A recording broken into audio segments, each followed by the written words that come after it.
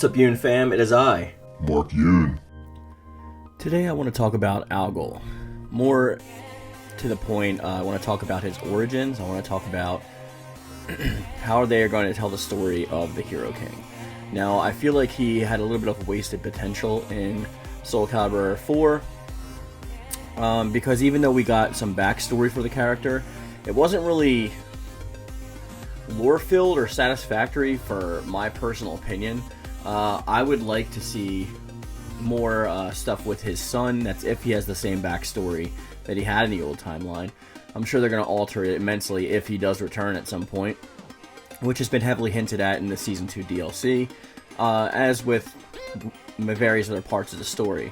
So I have no doubt that at some point this character is going to return, whether it's Season 3 or whether it's Soul Calibur 7. I think it's just a matter of time. But similarly with yesterday's video, how we were talking about altering the origins of certain characters that are coming back, I think Aeon, I said I wanted to see his human form and then gradually see him transform into whatever malfested creature, lizard thing that he is. Now, I want to see a similar thing with Algol, actually.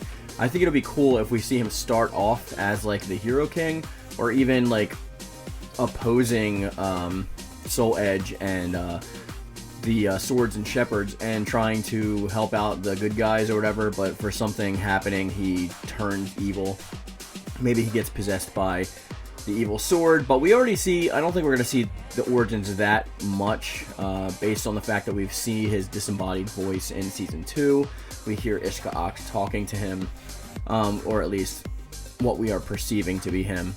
But I think that if we do like a little go back in time kind of flashback thing and show his origin, where we can actually play as the Hero King before he amasses all these crazy abilities, like maybe give him create a character weapon, let's say a sword and shield or something standard like that, but then we unlock the potential of Algol towards the end of his Scroll Chronicle, or however they're going to do it in the story mode, and unleash all the stuff that's, you know, built up in him.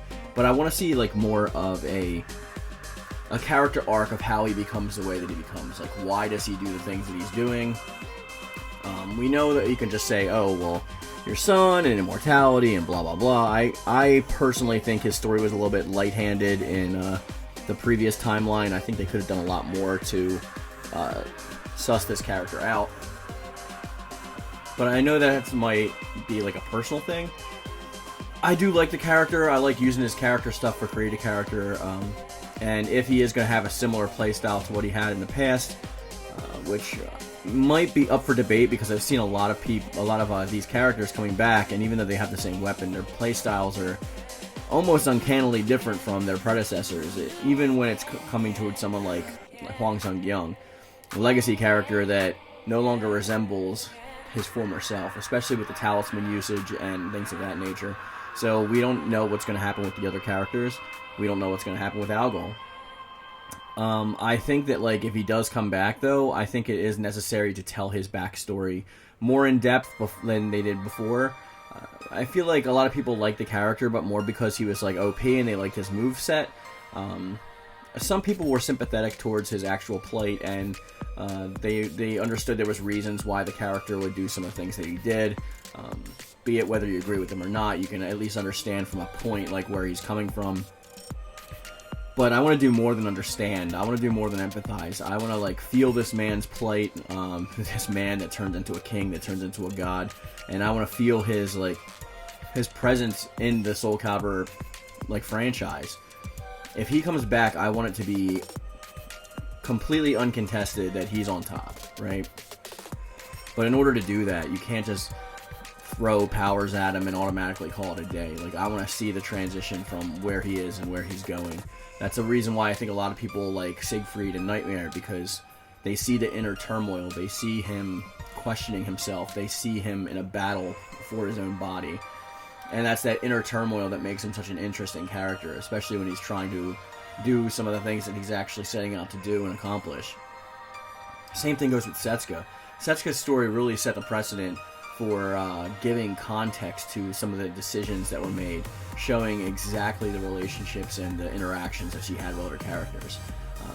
Mitsurugi, even in the later DLC portions, he goes into some character stuff. I mean, like, it's Mitsurugi, so he still has the same personality that he's always had, but he's like, you see him trying harder, I guess I want to say. That may be the wrong way about describing it, but I just feel like more in this context would help to not only connect us to this character, but have us, maybe those that don't respect him, actually come to an agreement that he is a cool character.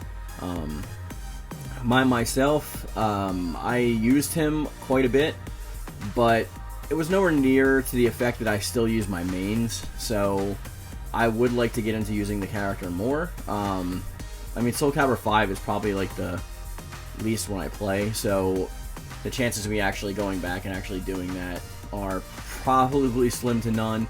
In Soul Calibur 4, I only usually dip in there to do towers every now and then, so it's not really like I play that game that much either.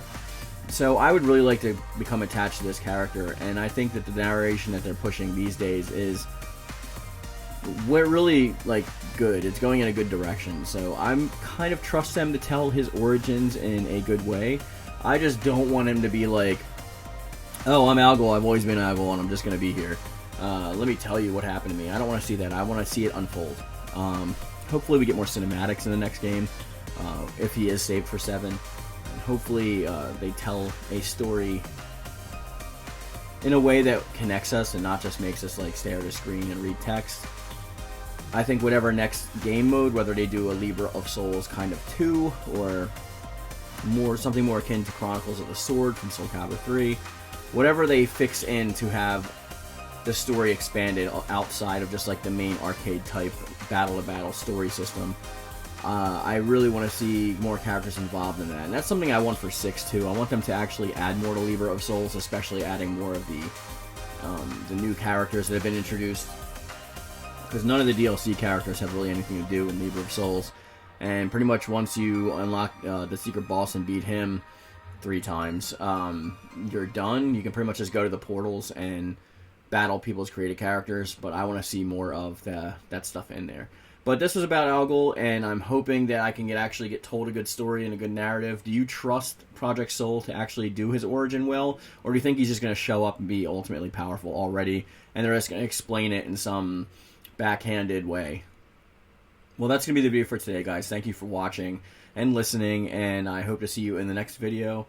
Subscribe if you like the video, and as always, I love it. Thank you. And thank you.